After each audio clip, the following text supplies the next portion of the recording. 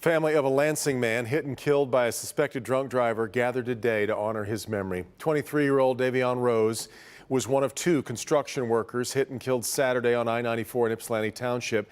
Family says Rose served 4 years in the Army before returning home last December. The other man killed in the crash was his longtime friend. His aunt says she saw him just hours before he died.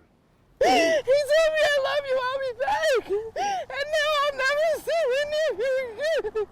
We looked up to him so much. He was our hero, role model. Even though he's not here, he will forever be with us. Police have identified the driver as 29-year-old Ryan Musselman of Belleville. She's now charged with 2 felony counts of operating a vehicle while intoxicated, causing death.